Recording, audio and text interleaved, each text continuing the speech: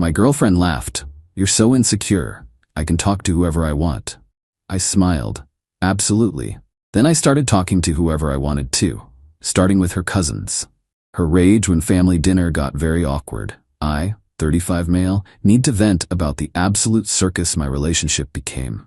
Been with Brittany, 32, for 2 years, living together for 6 months. Everything was decent until her work friend Nate entered the picture. Nate started at her company 3 months ago. Suddenly, it's daily lunch dates, constant texting, inside jokes I'm not part of. The kicker?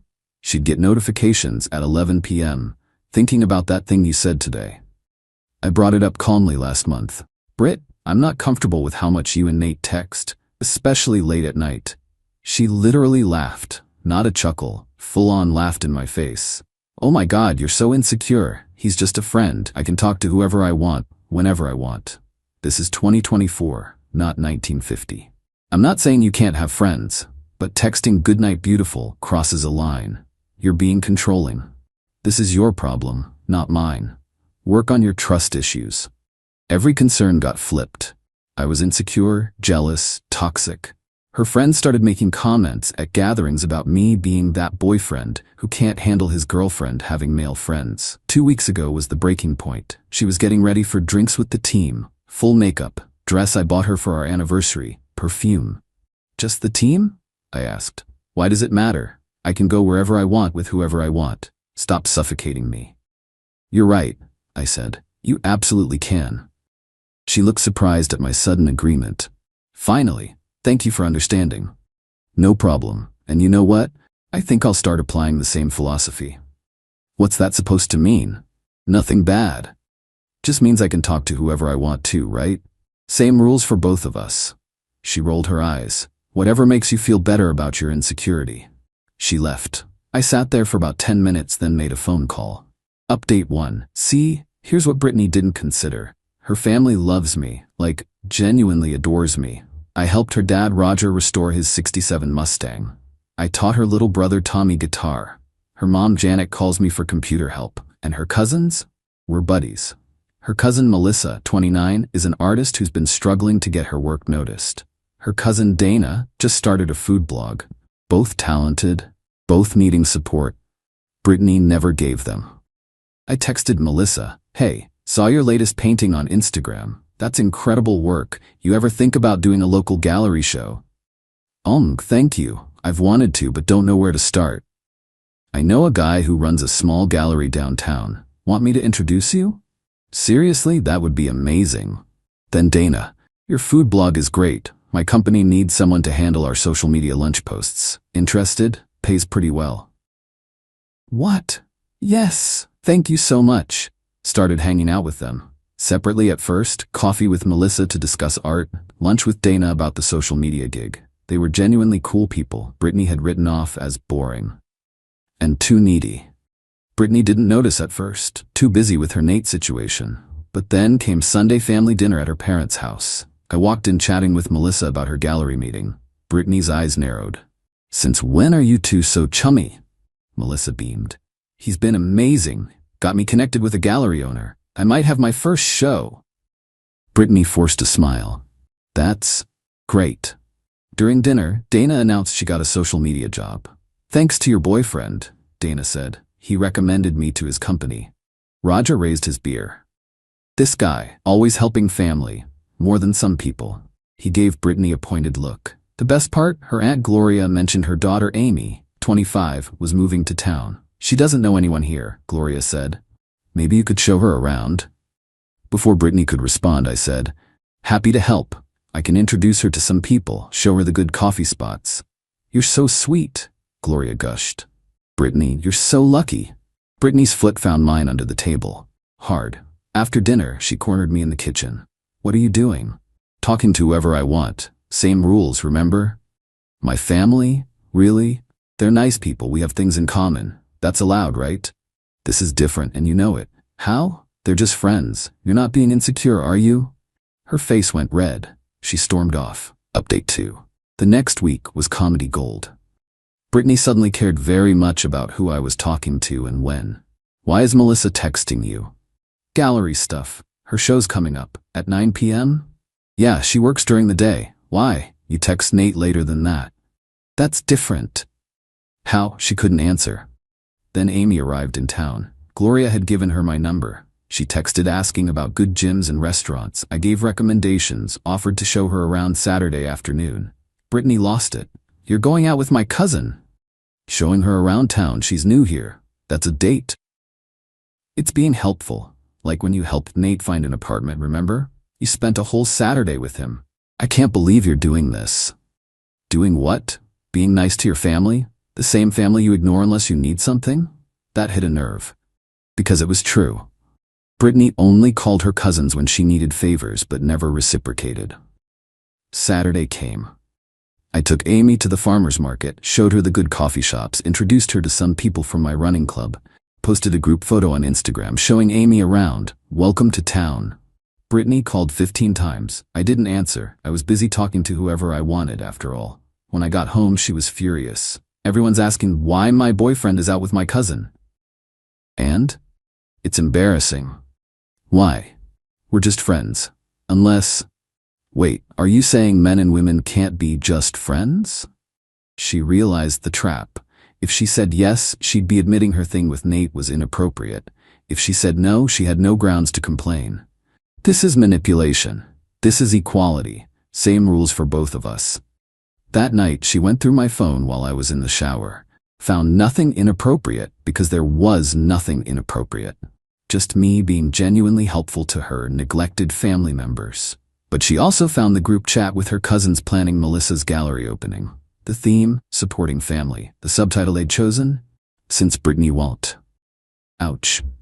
Update 3. Melissa's gallery opening was last Friday. I'd helped her organize everything. Marketing, setup, even got some colleagues to attend. Brittany had to come or look like an unsupportive cousin. She dressed to kill, clearly trying to upstage Melissa. Backfired completely. Roger loudly asked, "Why are you so dressed up?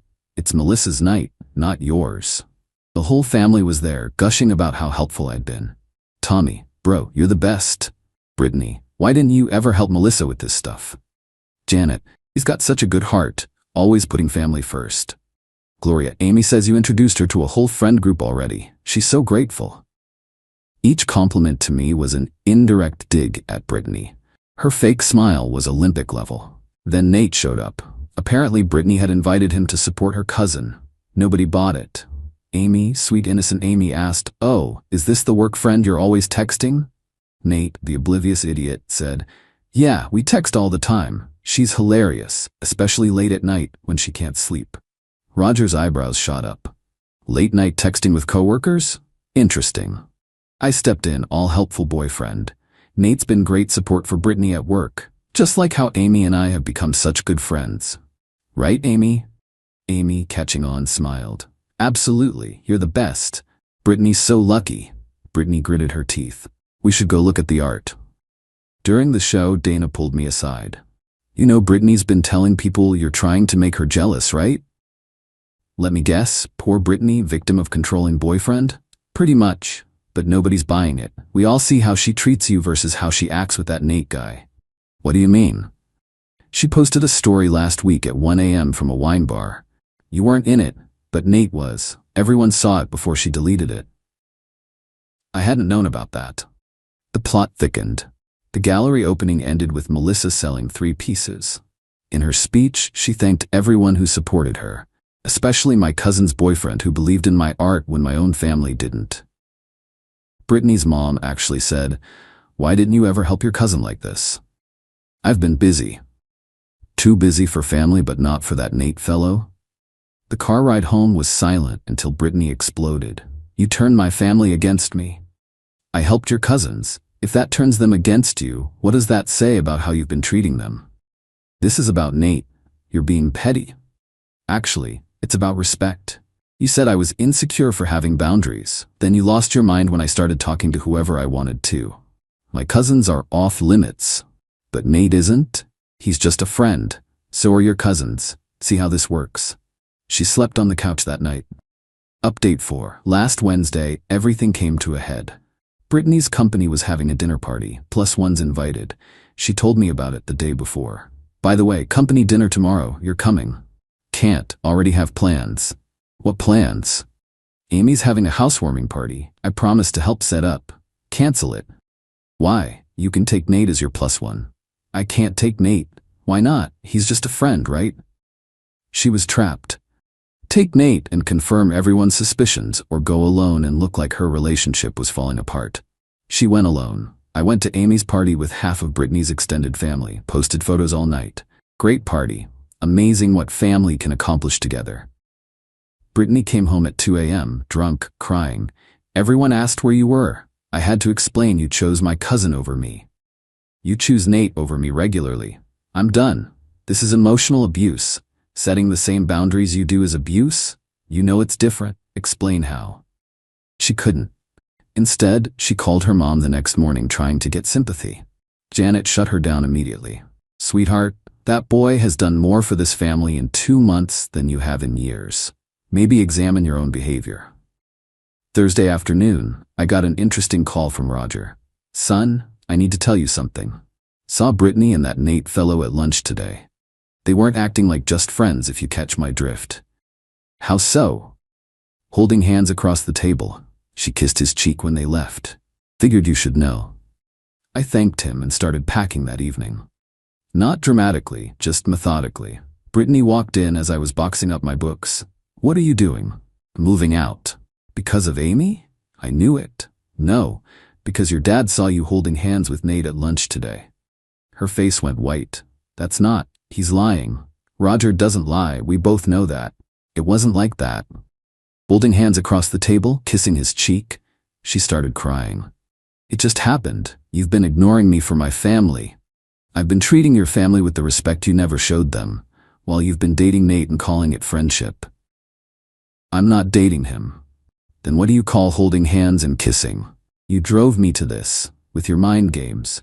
No, I showed you exactly what your I can talk to whoever I want philosophy looks like from the other side. You couldn't handle it for even 2 weeks.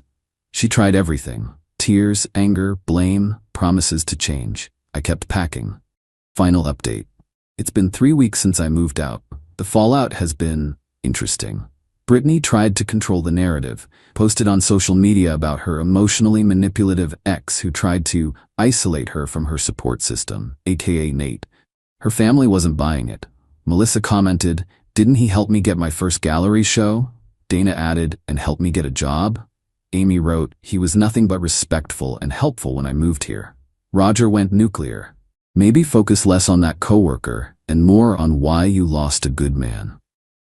The comment section turned into a family roast session. Brittany deleted the post within an hour. Then the truth about Nate came out. Turns out he wasn't interested in a relationship with Brittany. He just liked the attention and the ego boost. Once I was out of the picture and she was available, he suddenly remembered his girlfriend in another state. Yeah, Brittany was the side entertainment. She called me crying last week. Nate has a girlfriend. He played me. Shocking.